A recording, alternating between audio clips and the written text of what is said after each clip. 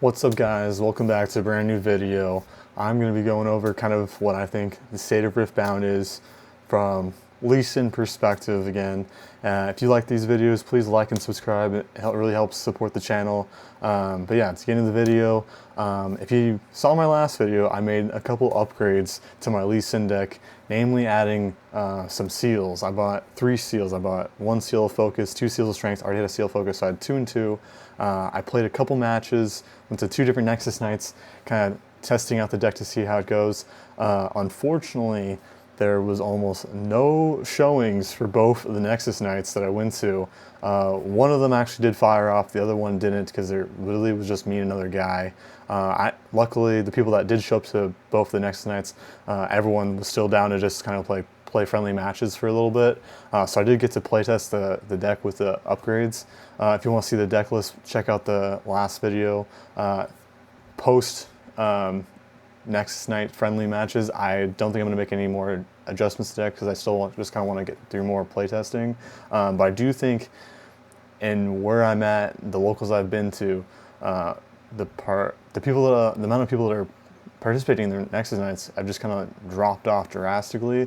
I know the game is kind of like in a weird spot. We're kind of like in between regionals, so people maybe aren't taking it as seriously anymore or getting as much practice in. Also, we're in the holidays, so maybe there's like a little bit of a slump because of that. But I do feel like, just by sheer amount of people I'm seeing play the game, there's just not as many.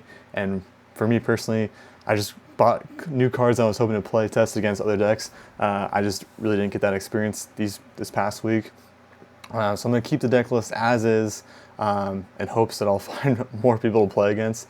But I also just think that the game stores I'm going to, they just don't have the Nexus Night packs anymore to be able to give out to the people that are showing up.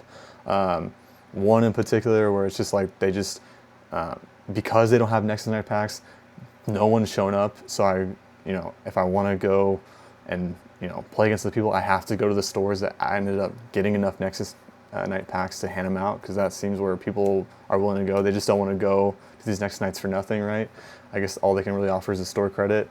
So I'm hoping by set 2, they'll figure out the allocation and the product, and then more people will start showing up to these things so that people can just play the game. In terms of what do I think about Lee Sin in the current meta?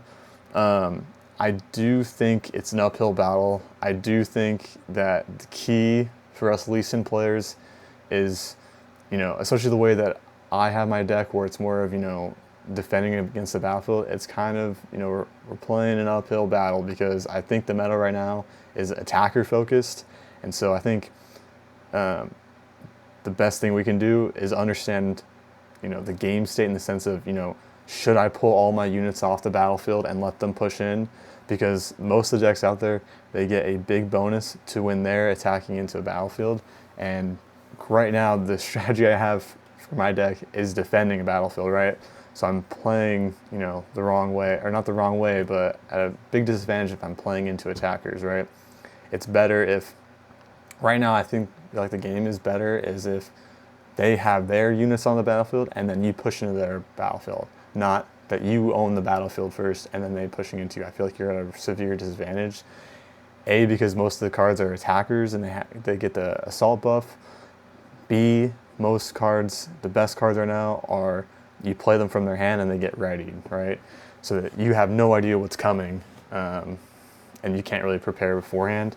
I think that might change if hidden cards get better, if there's a lot more reactionary cards for it, or just there's a lot more defender buffs. I think the next step is to probably drastically change my deck list and to make it so it's better at assaulting. Probably using the orange Lee Sin, using Warwick. I picked up Warwick, so I can now use it. But I definitely feel like with my current deck list, it's it's unfavorable in the current meta, just because it's favoring aggro decks for sure. I did get a really cool moment in the Nexus night that I didn't just have last night, where I was actually able to use Mystic Reversal on a Jinx player. I used it on their Void Assault, pretty much the one that deals 3 damage to up to 2 units, and so I pretty much was able to do that and kill out off 2 of their units. So that was really cool. Felt like the $15 that I paid for the Mystic Reversal was worth it right in that instant. Still ended up losing that match, but it was cool that I was able to do it. I do think the seals help, but I also think that the decks need to be, strategized around the seals, because if you don't have enough high energy cost cards to use the seals, I just don't think it's worth it. I bought 2 seals of strength, 2 seals of focus. I don't know if I need the strengths because I just don't use the orange energy as much as I use the green. So maybe cutting those would be it. But yeah, from the Nexus night that I did go to last night, I did get 3 packs. And here we go, guys. Here's the 3 packs I got. 2 regular Riftbound packs and 1 Nexus night. Again, you can only go to these if you go to a Nexus night. I already cut off the tops to make it easier for me to open up. But here we go. Let's hope for something good to improve the deck. Falling Star. This is the card I was able to Mystic Reversal. And an Ari card. Actually, I need this one to give away as a gift. John, shout out to you. You're getting this as a Christmas present. So that was actually a good pack. For the second pack,